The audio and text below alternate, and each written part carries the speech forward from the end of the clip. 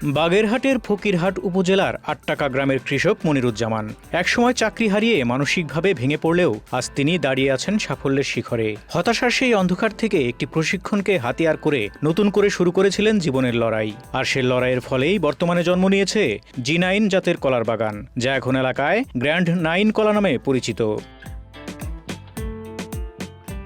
মনিরুজ্জামান 50 শতক জমিতে 375টি কলার চারা রোপণ করেছেন। প্রাথমিকভাবে প্রায় 90,000 টাকা বিনিয়োগ করে এ বাগান শুরু করেন তিনি। তবে প্রথম বছরেই আশানুরূপ ফলন হয়েছে, তাই এবার 3 গুণ লাভের আশা করছেন মনিরুজ্জামান।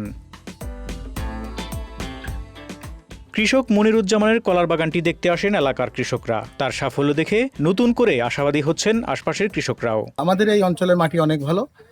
এই যে কলার কাঁদি অনেক বড়, প্রায় 200 থেকে 220 পিস একটা কাঁদিতে কলা ধরছে।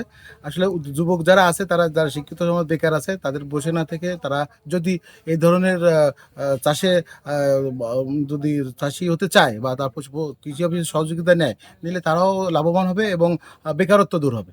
এই কলা চাষ শুরুতে ভাইয়া 2 বছর ধরে খাটাখাটনি করার পরে এবছর সে 2 লক্ষ টাকার মতন কলা বিক্রি করা আশা করা যাচ্ছে। ভাইয়া 90,000 টাকার মতন খরচ হয়েছে এবং ভাইয়ার ক্ষেতের চারা নিয়ে আমিও 26 শতাংশ জমিতে কলা চাষ করার চিন্তা ভাবনা।